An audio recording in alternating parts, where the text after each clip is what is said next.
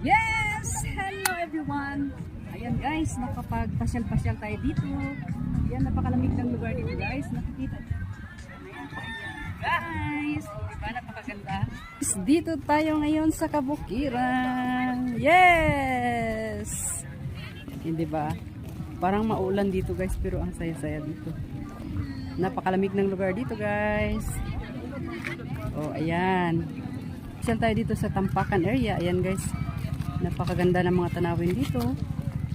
Since today is holiday, napakarami na mamasyal dito. Hanggang bukas po holiday dito sa Jensen.